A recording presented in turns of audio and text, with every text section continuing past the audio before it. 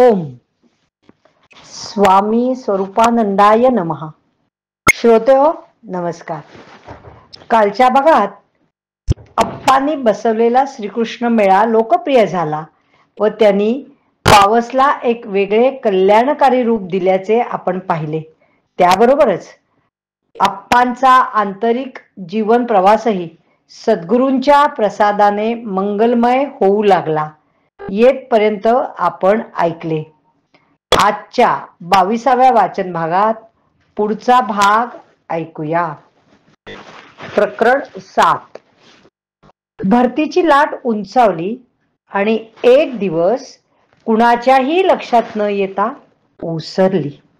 अप्पांच्या स्वावलंबनाश्रमाविषयी, त्यात मिळणाऱ्या सर्वांगीण शिक्षणाविषयी लोकांना आदर होता.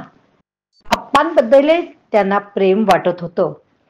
तन मन धनानं झिजणाऱ्या या युवकाविषयी त्यांच्या मनात कौतुकाची भावना होती. पण तरीही त्यांना आपली मुलं या शाळेत घालण्याचा धीर होत नव्हता. कारण राष्ट्रीय वृत्तीच्या शाळेला पाठिंबा द्यायचा म्हणजे पर्यायानं सरकारी रोषाची टांगती तलवार सतत शिरावर बाळगायची. संसारापुरतच, स्वतःच्या हितापुरतच पाहणाऱ्या दृष्टीला हे व्रत मानवणारं नव्हतं. हा त्याग पेलणारा नव्हता.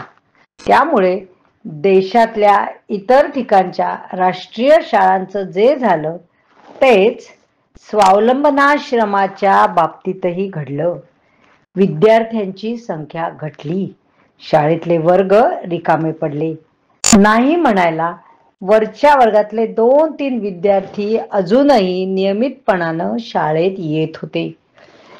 त्यांची काहीतरी दुसरी सोय लावावी आणि शाळा बंदच करावी असा निर्णय अप्पांना मोठ्या नाईलाजाने घ्यावा लागला. पण त्यांची सोय करायची कुठं, कशी करायची? प्रश्न कठीण होता. पण अप्पांनी तो सोडवला. बाबल्या बोथरे, आबा सामंत आणि अण्णासाहेब देसाई यांचे चिरंजीव बाबा देसाई या तिघांना घेऊन अप्पांनी पुण्याला बिराड केलं. विद्यार्थ्यांच्या शिक्षणाची सोय लावून आपणही वाङ्मय विशारदचा अभ्यास करावा असं ठरवलं. टिळक पथावरील एक खोली त्यासाठी भाड्यानं घेतली. बाबांची सांपत्तिक स्थिती उत्तम होती. पण बाकीच्यांच्या चरितार्थासाठी अप्पांनी समर्थ भारत प्रिंटिंग प्रेस मध्ये नोकरी मिळवली. दिवसभर कष्ट करावेत, काटकसरीनं राहावं, रात्री अभ्यास करावा आणि त्यातूनच वेळ काढून सद्गुरू गणेशनाथ बाबांच्या दर्शनाला जावं असा त्यांचा दिनक्रम सुरू झाला. थोडे दिवस सुरळीत जातात तोच 1930 साल उजाडलं. महात्मा गांधींनी सत्याग्रहाचं आंदोलन सुरू केलं. देशाच्या कानाकोपऱ्यातून विजयी विश्व तिरंगा प्यारा अशा ललकाऱ्या निनादू लागल्या. ठायी ठायी धरपकड झाली. तुरुंगाची आवारं राजबंद्यांनी फुलवून गेली. अप्पांच्या मनात तर देशप्रीतीचा झरा अखंड उसळतच होता. साहजिकच नवचैतन्याच्या या प्रचंड लाटेनं त्यांचं जीवन आत्मसात केलं. मायभूमीच्या पायावर झोकून दिलं. अप्पा पुन्हा रत्नागिरीला आले आणि कोकणचे गांधी म्हणून नावलौकिक मिळवलेल्या पूज्य अप्पासाहेब पटवर्धनांच्या आदेशाप्रमाणे त्यांनी प्रचार कार्य सुरू केलं. बरोबर होते त्यांचे मित्र बाबा देसाई. रत्नागिरीपासून मालवणपर्यंत तुफानी दौरा काढून त्यांनी खेडापाड्यातून आणि गावागावातून व्याख्यानं दिली. आपल्या ओजस्वी विचारांनी आणि अस्खलित वाणीनं लोकांच्या मनात देशभक्तीची ज्योत प्रज्वलित केली.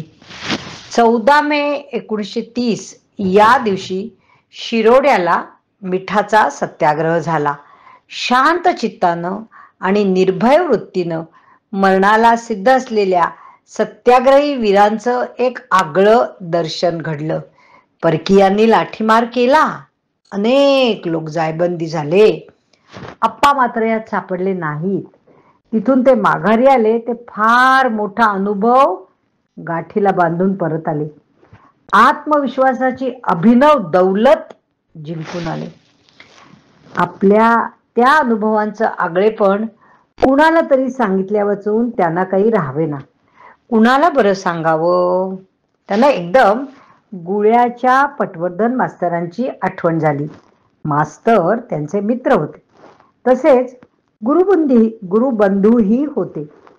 या आपल्या मित्राला आणि साने मास्तरांना आप्पांनी किती मिनतवारीनं बाबांकडे नेलं होतं. बाबांची किती विनवणी करून यांना अनुग्रह देवविला होता. म्हणूनच आता या सर्वांच्या हृदयविणेच्या तारा सद्गुरु कृपेच्या स्वरात लागल्या होत्या. सहसंवेदनेनं झंकार करीत होत्या. मित्राची आठवण होताच आप्पा झटकन उठले. त्यांनी दिव्याची वात वर सारली, गडबंचीवर ठेवलेले कागद काढले आणि ते आपल्या सुंदर वळणदार अक्षरात झरझर लिहू लागले. श्री विष्णू भवन, पुणे. सुहृद पटवर्धन मास्तर यांसी सप्रेम साष्टांग नमस्कार विनंती विशेष. परवाच्या युद्धात व्यवहारदृष्ट्या का होईना देहावरील ममत्व उच्च ध्येयाकरता नष्ट कसे करावे याचं सहज शिक्षण मिळालं. त्या अभ्यासाचा परिणाम आता इतका झाला आहे की 1921 मध्ये माझ्या ठिकाणी जो उत्साह होता त्याच्या 10 पटीने उत्साह वा उमेद आज माझ्या ठिकाणी उत्पन्न झाली आहे. त्यावेळी मला मार्गदर्शक नव्हता, नाहीतर माझा राष्ट्राला जास्त उपयोग झाला असता असे मला परवापर्यंत वारंवार वाटे. पण आता तसेही वाटत नसून केव्हा तरी कोणत्याही जन्मी जे शिक्षण एकदा घ्यावयास पाहिजेच ते मिळाले. म्हणजे ती पायरी चढून मी वर आलो. आता माझ्या पुढील आयुष्याचा मार्गदर्शक परमेश्वरच आहे हे मला स्वानुभवाने पटू लागले. पुढील मार्गासंबंधी मी अगदी निश्चिंत असल्या कारणाने हल्ली जणू काय विश्रांतीच विश्रांती भासत आहे. सृष्टीतला प्रत्येक व्यवहार अलिप्त राहून करण्याची कसोटी इतकी वर्षे इतके जन्म अभ्यासता आता ती माझी स्वभाववृत्तीच होत आहे. यापुढे 7-8 वर्ष निव्वळ तपश्चर्येतच जावयाची आहेत. तपश्चर्या हा शब्द वाचून आपली वृत्ती बावरणार नाही अशी आशा आहे. कारण या तपश्चर्येत जेवण खाण, अभ्यास, हिंडणे फिरणे, व्यवस्थित पोशाख करणे, पैसे मिळवणे, जरूर तर कनक कांतेचाही संग्रह करणे इत्यादी सर्व गोष्टी येणार आहेत. या सर्व गोष्टी म्हणजे नुसती मौज. ते सुख काय सांगोवाचे. श्रीमद सच्चिदानंद सद्गुरु माऊली बाबा महाराज यांच्याकडे दर आठवड्यातून 2दा जातो. परिचयाच्या पहिल्या पायरीवरून प्रेमाच्या प्रसन्न मंदिरात प्रवेश झाल्यामुळे परकेपणा फार नाहीसा झाला आहे. मनुष्य मात्र हेच परमेश्वर भक्तीचे उच्च अधिष्ठान असा अनुभव येऊ लागला. विकार सकार हकारात कसे मुरून जातात कळतच नाही. विचारांची व्यापकता इतकी वाढली की ती विश्वालाही एकच काय पण अशी अनंत विश्वेही सामावू शकेल. मुलांकडे पाहावे, त्यात परमेश्वराचे रूप पाहावे, आपले रूप पाहावे आणि तीत लीन व्हावे. असा प्रकार स्त्रियांकडे, वृद्धांकडे, घोड्यांकडे, गाढवांकडे एवढेच काय पण मोटार गाडी, ताटवाटी, दगड धोंडे, झाडे झुडपे यांकडे पाहता नाही स्वयं एव होत असतो. त्यामुळे सृष्टीत मौजच मौज भरली आहे व विश्वात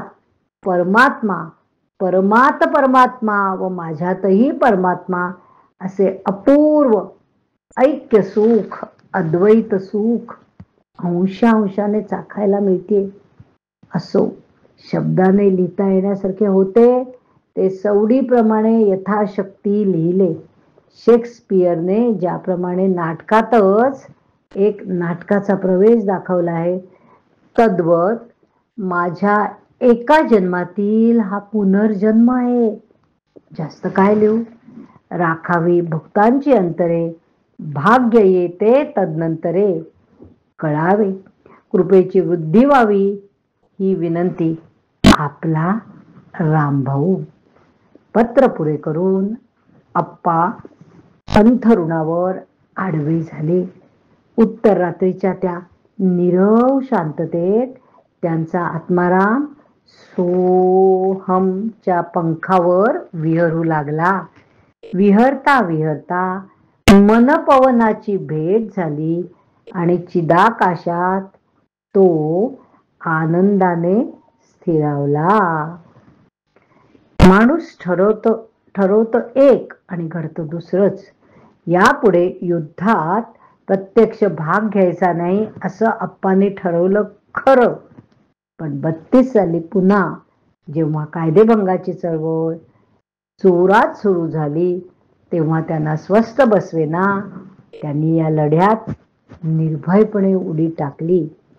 यानंतरचा पुढचा भाग आपण उद्याच्या भागामध्ये ऐकणार आहोत. धन्यवाद. हरिओम तत्सत.